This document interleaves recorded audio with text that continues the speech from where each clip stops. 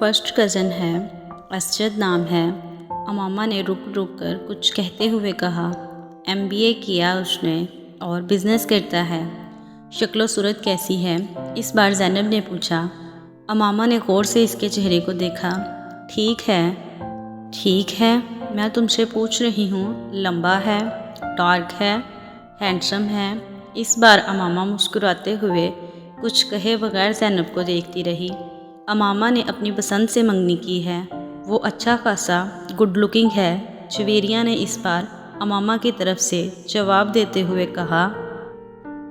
हाँ, हमें अंदाज़ा कर लेना चाहिए था, आखिर वो अमामा का फर्स्ट कज़न है। अब अमामा तुम्हारा अगला काम ये है कि तुम हमें इसकी तस्वीर लाकर दिखाओ। ज़ैनब ने कहा, नहीं, इससे पहले का ज़रूरी काम ये है कि तुम हमें कुछ खिलाने पिलाने ले चलो।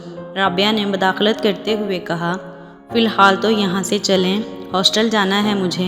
अमामा यकदम उठकर खड़ी हो गई तो वो भी उठ गईं। वैसे जवेरिया, तुमने ये बात पहले क्यों नहीं बताई? साथ चलते हुए ज़ैनब ने जवेरिया से पूछा। भाई, अमामा नहीं चाहते थे, इसलिए मैंने कभी इस मौजू पर बात नहीं की, जवेरिया ने माजरत ख्वाहाना अंदाज में कहा। अमामा ने मुड़कर एक बार फिर जवेरिया को घूरा। इसकी नज़रों में तंबीह थी। अमामा क्यों नहीं चाहती थी? मेरी मंगनी हुई होती तो मैं तो शोर मचाती हर जगह, वो भी इस सूरत में जब ये मेरी अपनी मर्ज़ी से होती, ज़ैनब ने बुलंद आवाज़ में कहा। अमामा ने इस बार किसी रद्द-ए-अमल का इजहार नहीं किया। आपका बेटा आबादी के इस 2.5% हिस्से में शामिल है जो 150 से ज़्यादा का IQ लेवल रखते हैं। इस IQ लेवल के साथ वो जो कुछ कर रहा है वो गैर मामूली सही, लेकिन गैर मुतवक्को नहीं है। इस गैर मुल्की स्कूल में सालार को जाते हुए अभी सिर्फ 1 हफ़्ता हुआ था जब सिकंदर और इसकी बीवी को वहाँ बुलवाया गया। स्कूल के साइकोलॉजिस्ट ने इन्हें सालार के मुख्तलिफ IQ टेस्ट के बारे में बताया था, जिसमें इसकी परफॉर्मेंस ने इसके टीचर्स और साइकोलॉजिस्ट को हैरान कर दिया था। इस स्कूल में वो 150 IQ लेवल वाला पहला और वाहिद बच्चा था और चंद ही दिनों में वो वहाँ सबकी तवज्जो का मरकज़ बन गया था। सिकंदर और उनकी बीवी से मुलाकात के दौरान साइकोलॉजिस्ट को उसके बचपन के बारे में कुछ और खोज लगाने का मौका मिला।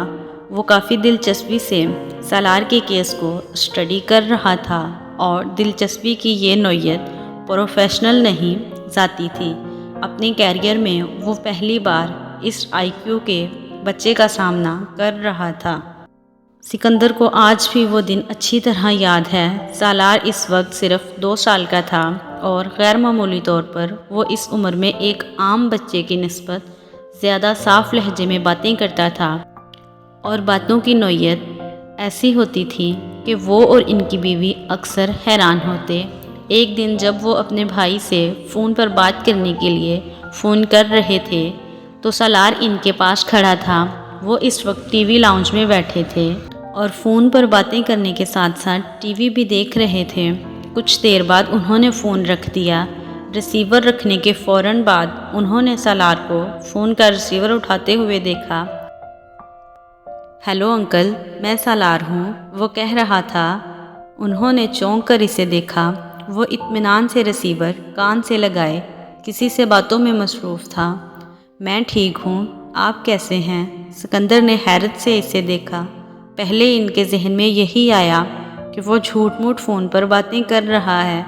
पापा मेरे पास बैठे टीवी देख रहे हैं। नहीं, उन्होंने फ़ोन नहीं किया, मैंने खुद किया है। वो इसके अगले जुमले पर चौंके।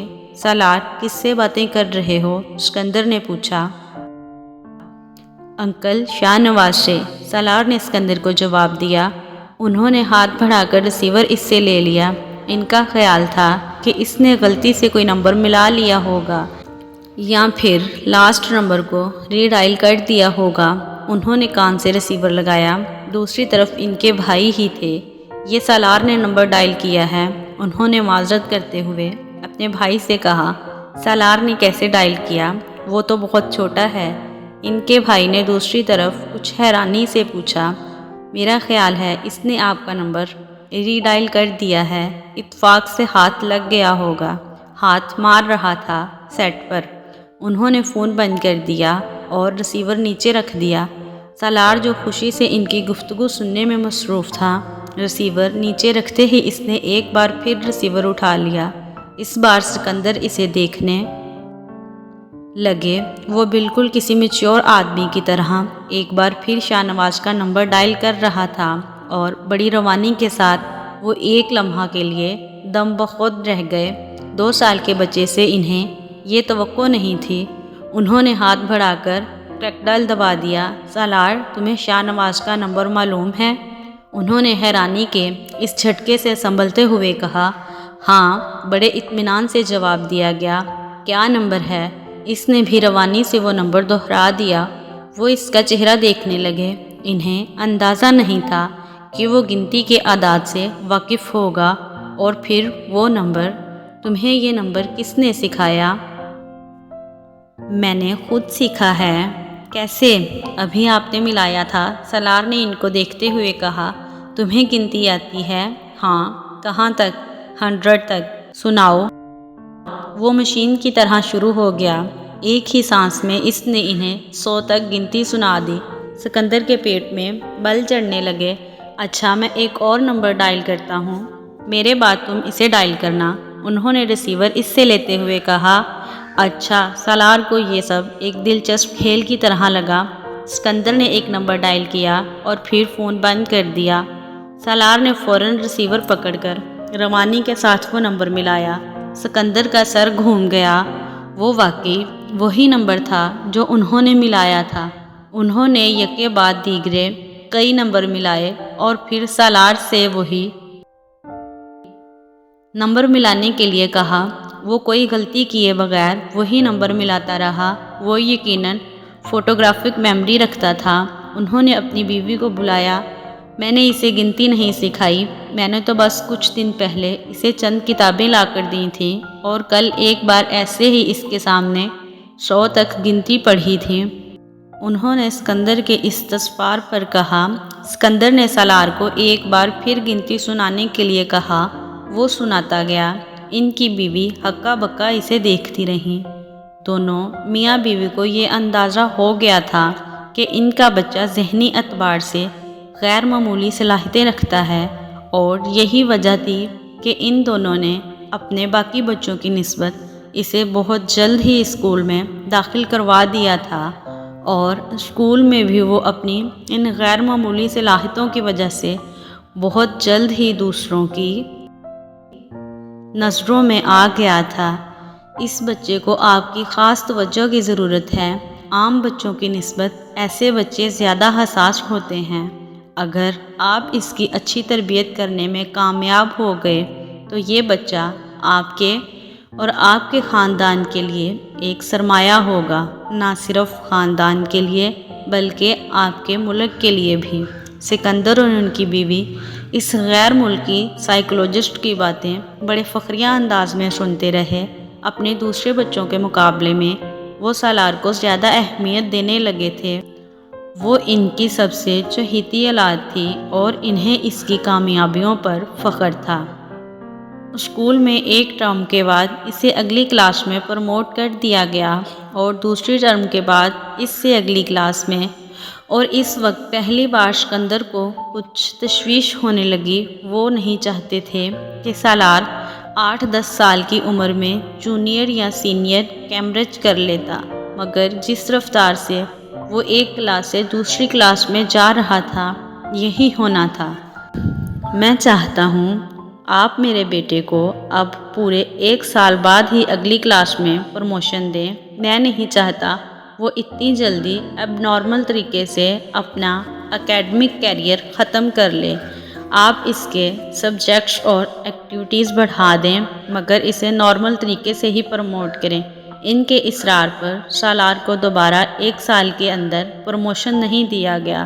اس کے ٹیلنٹ کو اسپورٹس اور دوسری چیزوں کے ذریعے چینلائز کیا جانے لگا۔ شطرنج، ٹینس، گولف اور میوزک 2-4 شعبے تھے جن میں اسے سب سے زیادہ دلچسپی تھی، مگر اس کا مطلب یہ نہیں تھا کہ وہ خود کو صرف ان 4 چیزوں تک ہی محدود رکھتا تھا۔ وہ اسکول میں ہونے والے تقریباً ہر گیم میں شریک ہوتا تھا۔ اگر کسی میں شریک نہیں ہوتا تو اس کی وجہ صرف یہ ہوتی تھی وہ گیم اسے زیادہ چیلنجنگ نہیں لگتی تھی۔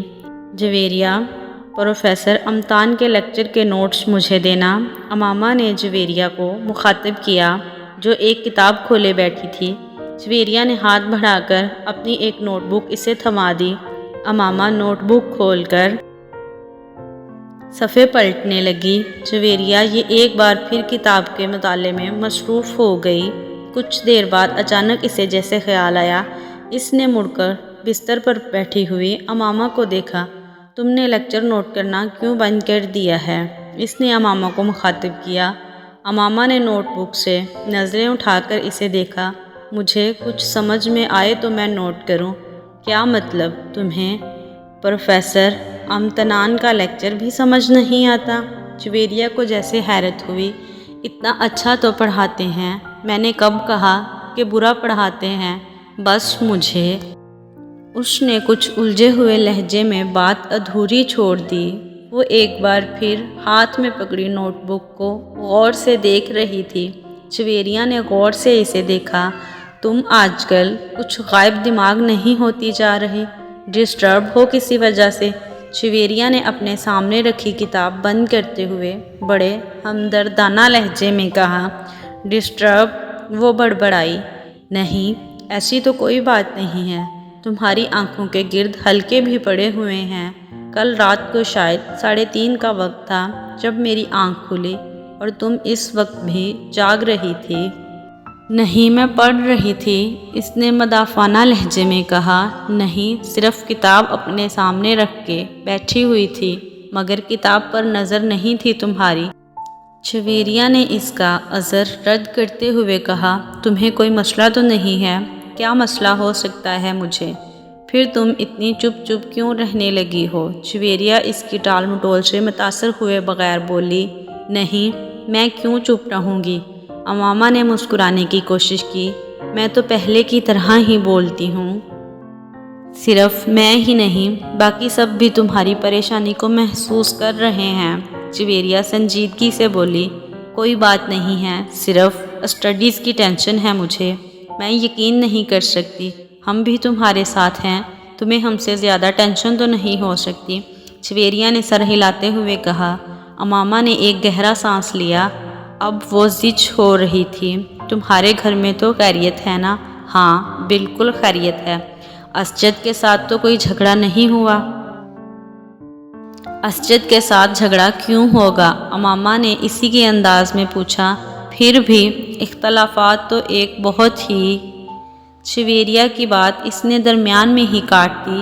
جب کہہ رہی ہوں کہ کوئی مسئلہ نہیں ہے تو تمہیں یقین کیوں نہیں آ رہا؟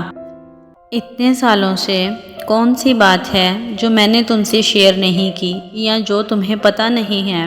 پھر تم اس طرح مجھے مجرم سمجھ کر تفتیش کیوں کر رہی ہو؟ وہ اب خفا ہو رہی تھی۔ جویریہ گڑبڑا گئی۔ یقین کیوں نہیں کروں گی؟ صرف اس لیے اصرار کر رہی تھی کہ شاید تم مجھے اپنا مسئلہ نہیں بتا رہی کہ میں پریشان نہ ہوں، اور تو کوئی بات نہیں۔ جویریہ کچھ نادم سی ہو کر اس کے پاس سے اٹھ کر واپس اپنی اسٹڈی ٹیبل کے سامنے جا بیٹھی۔ اس نے ایک بار پھر وہ کتاب کھول لی جسے وہ پڑھ رہی تھی۔ کافی دیر تک کتاب پڑھتے رہنے کے بعد اس نے ایک جمائی لی اور گردن موڑ کر لاشعوری طور پر امامہ کو دیکھا۔ وہ دیوار سے ٹیک لگائے اس کی نوٹ بک کھولے بیٹھی تھی، مگر اس کی نظریں نوٹ بک پر نہیں تھیں۔ وہ سامنے والی دیوار پر نظریں جمائے کہیں گم تھی۔ اس نے گاڑی نہر کے پل سے کچھ فاصلے پر کھڑی کر دی، پھر ڈگی سے ایک بوری اور رسی لی۔ وہ بوری کو کھینچتے ہوئے اس پل کی طرف بڑھتا رہا۔ پاس سے گزرنے والے کچھ راہگیروں نے اسے دیکھا مگر وہ رکے نہیں۔ اوپر پہنچ کر اس نے اپنی شرٹ اتار کر نہر میں پھینک دی۔ چند لمحوں میں اس کی شرٹ بہتے پانی کے ساتھ غائب ہو چکی تھی۔ ڈارک بلو کلر کی تنگ جینز میں اس کا لمبا قد اور خوبصورت جسم بہت نمایاں تھا۔ اس وقت اس کی آنکھوں میں کوئی ایسا تاثر تھا جسے پڑھنا دوسرے کسی بھی شخص کے لیے ناممکن تھا۔ اس کی عمر 19-20 سال ہوگی، مگر اس کے قد و قامت اور حلیے نے اس کی عمر کو جیسے بڑھا دیا تھا۔ اس نے رسی پل سے نیچے نہر میں لٹکانی شروع کر دی۔ جب رسی کا سرا پانی میں غائب ہو گیا تو اس نے رسی کا دوسرا سرا بوری کے منہ پر لپیٹ کر سختی سے گرہیں لگانا شروع کر دی اور اس وقت تک لگاتا رہا جب تک کوئل ختم نہیں ہو گئی۔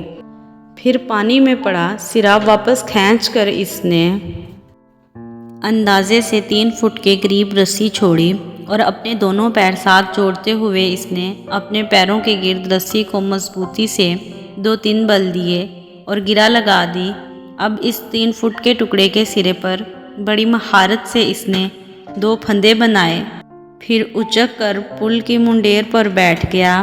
اپنا دایاں ہاتھ کمر کے پیچھے لے جاتے ہوئے پھندے میں سے گزارا اور پھر بائیں ہاتھ سے کھینچ کر کس دیا۔ پھر یہ کچھ اس نے بائیں ہاتھ کے ساتھ کیا۔ اس کے چہرے پر اطمینان بھری مسکراہٹ نمودار ہوئی۔ ایک گہرا سانس لیتے ہوئے اس نے پشت کے بل خود کو پل کی منڈیر سے نیچے گرا دیا۔ ایک جھٹکے سے اس کا سر پانی سے ٹکرایا اور کمر تک اس کا حصہ پانی میں ڈوب گیا۔ پھر رسی ختم ہو گئی۔ اب وہ اس طرح لٹکا ہوا تھا کہ اس کے بازو پشت پر بندھے ہوئے تھے اور کمر تک کا دھڑ پانی کے اندر تھا۔ بوری کا وزن یقیناً اس کے وزن سے زیادہ تھا۔ یہی وجہ تھی کہ بوری اس کے ساتھ نیچے نہیں آئی اور وہ اس طرح لٹک گیا۔ اس نے اپنا سانس روکا ہوا تھا۔ پانی کے اندر اپنا سر جاتے ہی اس نے آنکھیں بند کر لیں۔ اس کے پھیپھڑے اب جیسے پھٹنے لگے تھے۔ اس نے یکدم سانس لینے کی کوشش کی اور پانی منہ اور ناک سے اس کے جسم کے اندر داخل ہونے لگا۔ وہ اب بری طرح پھڑپھڑا رہا تھا، مگر نہ وہ اپنے بازوؤں کو استعمال کر کے خود کو سطح پر لا سکتا تھا اور نہ ہی اپنے جسم کو اٹھا سکتا تھا۔ اس کے جسم کی پھڑپڑاہٹ آہستہ آہستہ دم توڑ رہی تھی۔ چند لوگوں نے اسے پل سے نیچے گرتے دیکھا اور چیختے ہوئے اس کی طرف بھاگے۔ رسی ابھی تک ہل رہی تھی۔ ان لوگوں کی سمجھ میں نہیں آ رہا تھا کہ وہ کیا کریں۔ پانی کے نیچے ہونے والی حرکت اب دم توڑ گئی تھی۔ اس کی ٹانگیں بالکل بے جان نظر آ رہی تھیں۔ پل پر کھڑے لوگ خوف کے عالم میں اس بے جان وجود کو دیکھ رہے تھے۔ پل پر ہجوم بڑھ رہا تھا۔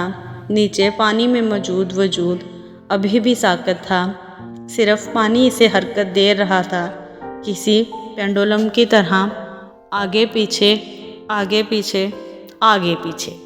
امامہ جلدی سے تیار ہو جاؤ، رابعہ نے اپنی الماری سے اپنا ایک سوٹ نکال کر بیڈ پر پھینکتے ہوئے کہا۔ امامہ نے قدرے حیرانگی سے اسے دیکھا۔ کس لیے تیار ہو جاؤں؟